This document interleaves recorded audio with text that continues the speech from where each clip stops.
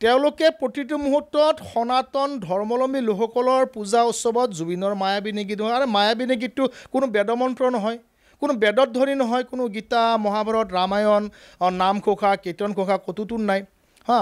যদি নাই তেনেস্থলত আমি মায়াবিনী সংগীত বজাই আমি পূজা অৰ্চনা কৰাৰ কোনো যুক্তিযুক্ত নাথাকে। জুবিনেই হওক বা যোনেই নহওক XYZ তাত মোৰ ক'ব কাৰণ জুবিন মই একেলগৰ আমি আছিলোঁ, মোৰ এই আগৰ জন্মত সিও মোৰ বন্ধু আছিলে। মোৰ যিটো জীৱিত পিণ্ড দান দিয়া হৈছে, মই আগৰ জন্ম বুলি কৈছোঁ দেই, মোৰ বাছগীটাৰ মই বাদক আছিলোঁ, বন্ধু আছিলে। কিন্তু কথাটো হৈছে এই মোগলৰ এই বাবৰৰ এই বংশসকলে একেলগে লগ লাগি এই অসমখনৰ সনাতনী সভ্যতা সংস্কৃতিৰ ওপৰত প্ৰতিটো মুহূৰ্তত এই বদনৰূপী ছদ্মৰূপী মোগলৰ এই বংশধৰ আহোমৰ নাম লৈছে, কিছুমানে কোনোবা গোহাঁই, কোনোবা ফুকন, কোনোবা বৰুৱা এনেকুৱা হৈছে। কিন্তু আহোমসকলে এনেকুৱা কাম কেতিয়াও কৰা নাছিল। আমি বীৰ লাচিতৰ যদি আমি উদাহৰণ দিব যাওঁ, বীৰ লাচিতে অংগক্ষত কৰা, সেই নিজৰ যৌনাংগ কাটি চুন্নতি কৰা সেইসকল মুছলমানক কেতিয়াও নিজৰ সৈন্যত ভৰোৱা নাছিলে।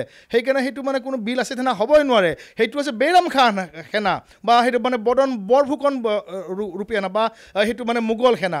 এইসকলৰ লগত লগ লাগি অসমখনৰ সভ্যতা সংস্কৃতি, ভাৰতীয় সভ্যতা সংস্কৃতি ধ্বংস কৰিব বিচাৰিছে। তেওঁলোকে প্ৰতিটো মুহূৰ্তত সনাতন ধৰ্মাৱলম্বী লোকসকলৰ পূজা উৎসৱত জুবিনৰ মায়াবিনী গীত আৰু মায়াবিনী গীতটো কোনো বেদমন্ত্ৰ নহয়, কোনো বেদত ধ্বনি নহয়, কোনো গীতা মহাভাৰত ৰামায়ণ নামঘোষা কীৰ্তন ঘোষা ক'তোতো নাই হা।